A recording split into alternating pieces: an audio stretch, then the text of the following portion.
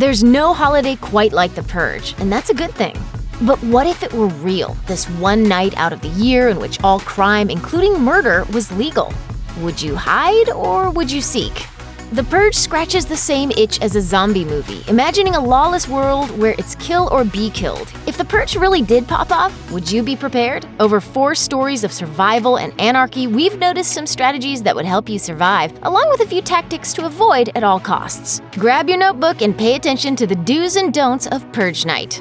Do. Prior preparation. Ask any manager type about the 5 Ps, and they'll tell you proper planning prevents poor performance. It's a principle that can be applied to everything, from food service to the front lines. So if the sirens go off and you haven't yet built up a stockpile of useful goods, then you deserve whatever's coming to you. Frank Grillo's character, Leo Barnes, demonstrates the preparation principle perfectly. There's also the first Purge's Dimitri, who prepared for purging by getting his hands on every gun that's ever washed up on Staten Island. So follow their examples. You should also probably learn some martial arts. Don't cultivate grudges. Purge or no purge, the key to not being killed by your neighbors is to not give your neighbors a reason. This can be accomplished by just being a considerate person and not giving people any cause to think about your name when the old murder is legal holiday comes around. Otherwise, you could end up like the Sandin family, ringed in by resentful neighbors with targets on your back. Probably should have participated in the neighborhood rummage sale, guys.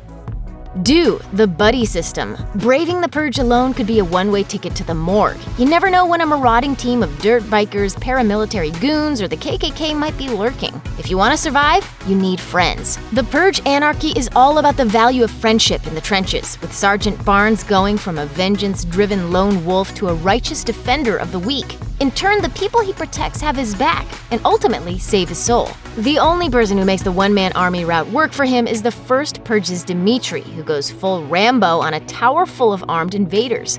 But that only ends up being the case after his entire team is assassinated via drone strike, and not even he gets the job done all by himself.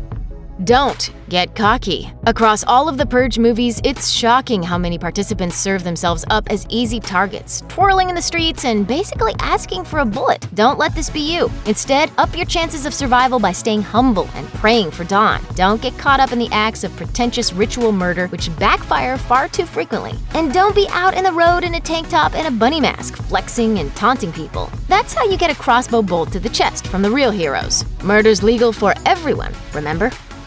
Do armor up. Even mall cops wear bulletproof vests when they go to work, so why do so many purgers dress like they're going to a warehouse rave instead of an unhinged massacre? Purgers put all their focus on the mask when they should really be hitting the streets dressed like RoboCop. They don't even wear helmets. In that way, purging is like riding a bicycle. Are you trying to look cool or do you want to get home alive?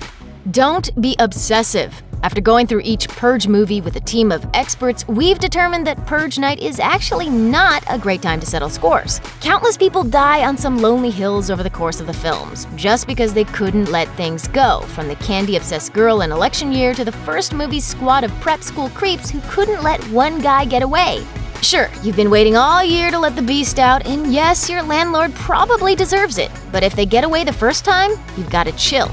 Relax. There's always next year. Do leave the country. Sometimes the only way to win is not to play. So if you got the means and the motive, take the opportunity and get out of the country on Purge Night. Spend the night offshore in international waters, or just move and say goodbye to the US of A. You'll be home eventually. How long can this tradition really last? Don't go outside.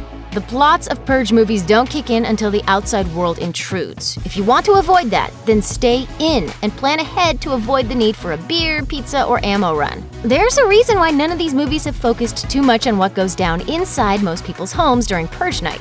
And that's because, for most people, the Purge is a downright cozy experience. It's people in fuzzy socks with AR-15s, eating snacks, and clearing out the DVR.